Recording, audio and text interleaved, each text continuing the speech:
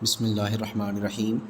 Dear students, مناسک حج کے طور طریقے کہلاتے ہیں، یعنی جن کے بغیر حج مکمل نہیں ہوتا۔ ارکان اور فرائض زیادہ ضروری ہیں، لیکن مناسک حج کے بغیر بھی حج مکمل نہیں ہوتا۔ تو اب ہم الگ سے ان کی ڈیٹیل بیان کرتے ہیں۔ سب سے پہلے احرام باندھنا۔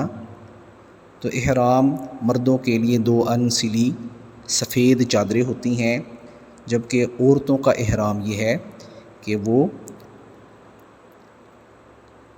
سلے ہوئے سفید رنگ کے کپڑے پہنے، تو یہ ان کا احرام ہوتا ہے۔ اسی طرح تلبیہ کیا ہے؟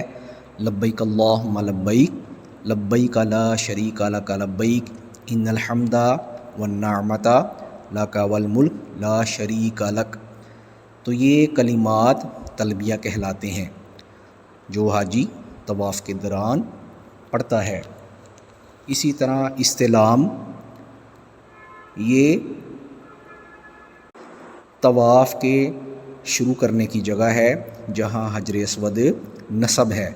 یہاں سے ہی طواف شروع کیا جاتا ہے اور یہیں آ کر طواف مکمل کیا جاتا ہے، یعنی جو طواف کے 7 چکر لگائے جاتے ہیں حجر اسود سے شروع کر کے حجر اسود پر ہی ان کا اختتام کیا جاتا ہے۔ اسی طرح وقوف عرفہ، یعنی عرفات کے میدان میں قیام۔ تو حاجی 9 ذو الحج کو منا سے میدان عرفات میں جمع ہوتے ہیں، اور یہ حج کا فرض عین بھی ہے۔ اس کو حج کا سب سے بڑا فرض بھی کہا جاتا ہے۔ جو حاجی میدان عرفات میں حاضر نہ ہو سکے تو اس کا حج ادا نہیں ہوتا۔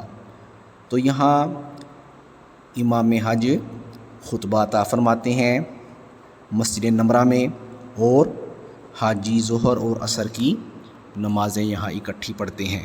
اسی طرح مزدلفہ میں قیام۔ تو 9 ذو الحج کو حاجی میدان عرفات سے مزدلفہ آتے ہیں، جہاں مغرب اور عشاء کی نمازیں اکٹھی پڑھتے ہیں۔ تو یہاں بھی حاجیوں کے لیے قیام ضروری ہوتا ہے۔ اسی طرح پھر رمی جمار یا رمی جمرات بھی ان کو کہا جاتا ہے، یعنی شیطان کو کنکریاں مارنا۔ تو مزدلفہ عشاء کی نماز جب پڑھتے ہیں تو وہاں رات گزارتے ہیں۔ تو رات گزارنے کے بعد 10 ذو الحج کو نماز فجر کے فوراً بعد حاجی دوبارہ منا کی طرف روانہ ہوتے ہیں۔ وہاں پتھر کے جو 3 ستون بنے ہیں ان کو رمی جمار کیا جاتا ہے، یعنی شیطان کو کنکریاں ماری جاتی ہیں۔ تو حاجی یہاں 9 تا 12 ذو الحج شیطان کو کنکریاں مارتا ہے، اور اگر کوئی مزید وہاں رکے تو 13 کو بھی پھر کنکریاں اس پر لازم ہو جاتی ہیں۔ اسی طرح رمی سے جب حاجی فارغ ہوتے ہیں تو پھر وہ اپنا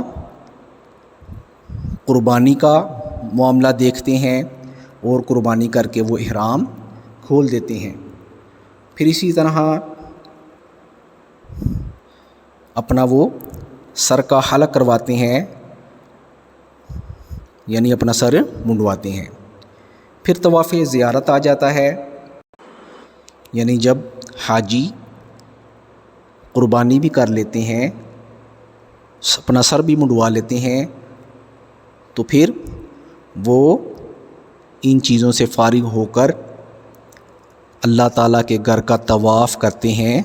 اس کو طواف زیارت کہتے ہیں۔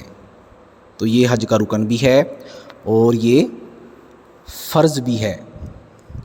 اسی طرح پھر جب حاجی اپنے تمام ارکان اور مناسک وغیرہ ادا کر لیتے ہیں تو پھر آخر میں ان کے لیے طواف وداع ہوتا ہے۔ اس کو طواف الوداع بھی کہتے ہیں، یعنی مکہ سے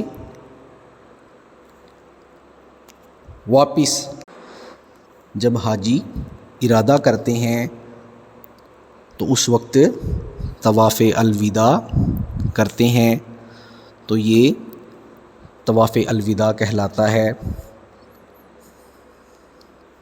تو ڈیئر اسٹوڈنٹس، یہ ہم نے حج کے ارکان، حج کے فرائض اور حج کے مختلف مناسک ادا کیے اور ان کو سمجھا۔ اللہ تبارک و تعالیٰ سے دعا ہے کہ ہمیں بھی حج ادا کرنے کی توفیق عطا فرمائے۔ والسلام علیکم ورحمۃ اللہ وبرکاتہ۔